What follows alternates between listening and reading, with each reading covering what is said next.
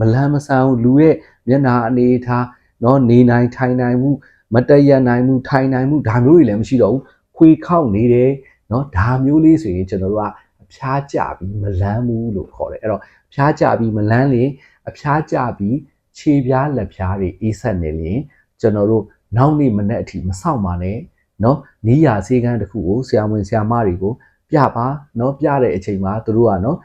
စမ်းသပ်စစ်ဆေးပြီးဟာဒါတော့အရေးကြီးတယ်တကယ်သွေးပေါင်းတွေချိန်မဲ့သွေးခုန်နှုန်းတွေတိုင်းမဲ့เนาะကျန်တဲ့လိုအပ်တဲ့စစ်ဆေးမှုတွေလုပ်ပြီးတော့စေုံတက်ဖို့လိုမလို့ဒါထပ်မှန်ပြီးတော့ဆရာတို့စုပ်ဖြတ်ကြည့်ရှုပေးကြမှာဖြစ်ပါတယ်เนาะနောက်မနေ့အထိကိုပြနေကြဆရာမမနေ့မှာစေကန်းဖွင့်လို့မနေ့အထိထိုင်ဆောင်လိုက်အောင်ပဲဆရာမကိုမေးပြီးမှဆရာကိုမေးပြီးမှစေုံတက်ရမလားမတက်ရမလားလုပ်မယ်ဆိုတဲ့ဟာဘယ်တော့မှမလုပ်ပါနဲ့အဲ့တော့အဖျားကျပြီးမလန်းနေဖျားကျပြီးခြေပြားလက်ပြားအေးဆက်နေလေအဲ့ဒါလေးတွေကအရေးကြီးတဲ့လက္ခဏာတွေရှိတယ်နောက်ပိုင်းတခြားလက္ခဏာတွေကတော့သိမယ်နှာခေါင်းသွေးရှန်တာเนาะနောက်တစ်ခုကကြတော့ဝင်းမဲသွားတာနောက်တစ်ခုကကြတော့ coffee အနှစ်ရောင်လို့အပ်တာပေါ့เนาะအဲ့တော့အဲ့နှာခေါင်းသွေးရှန်တာမှာလည်းကလေးတွေကနှာခေါင်းသွေးရှန်လေးရှန်ထားတော့ရှိတယ်ပုံမှန်ရှန်နေတဲ့ကလေးကသွေးလွန်တုပ်ကွေးယောဂါမှာပိုရှန်တတ်တာလည်းအလေးအထားလေးရှိတယ်အဲ့တော့အဲ့မှာနှာခေါင်းသွေးကနည်းနည်းမဟုတ်ဘဲနဲ့များရှန်ပြီဆိုလဲကျွန်တော်တို့တစ်ချက်သတိထားရမယ့်အချက်လေးရှိတယ်နောက်တစ်ခုကကြတော့ကျွန်တော်တို့ဝင်းမဲသွားတာဝင်းမဲသွားတယ်ဆိုတာအများစုကျွန်တော်တို့ငယ်ချီးဆိုတာကိုမြင်ဘူးမှာပေါ့နော်ဆရာ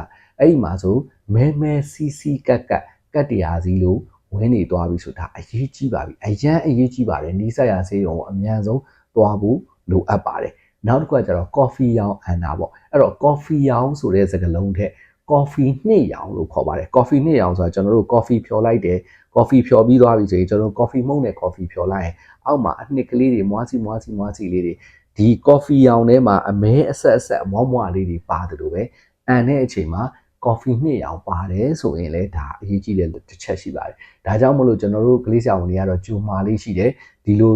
ယာဒီဖျားနာတဲ့အချိန်မှာရောဆက်သွားမှာဆိုလို့ coffee တွေမတိုက်တဲ့ကလေးတွေကိုเนาะနောက်တစ်ခါကျတော့ကိုကာကိုလာတို့မကြီးဖြော်တွေတို့မဲပါတဲ့ဟာတွေမတိုက်နေပေါ့เนาะကလေးကသူ့ဘာသာသူကိုအန်တက်တယ်အဲ့ဒီအချိန်မှာခုနတိုက်ထားတဲ့ဟာအန်နာလားကျွန်တော်တို့က coffee နှစ်ရောင်အန်တယ်ဆိုတာဘာလဲဆိုတော့အစာအိမ်သွေးကြောပေါက်ပြီးအစာအိမ်တွေက acid တက်နဲ့ဓာတ်ပြုပြီးပြန်အန်တဲ့အချိန်မှာဒီတွေးလေးတွေကမဲအဆက်ကလေးတွေလို့အန်တာပေါ့အဲ့ဒါမျိုးအန်တာနဲ့ရောမှာဆိုလို့ကျွန်တော်တို့က coffee လက်ဖက်ရည်တွေမကြီးဖြော်ရည်တွေနောက်တစ်ခုကကျတော့ကိုကာကိုလာတွေဒီရက်မတိုက်ပါနဲ့လို့ဒါပြောတာပေါ့နော် coffee နှစ်ရောင်အမ်းမဲဆိုရင်လည်းကျွန်တော်တို့ကချက်ချင်းကိုဆေးရုံကိုသွားတဲ့အထက်မှာပါတယ်နောက်တစ်ခုကကျတော့ကျွန်တော်တို့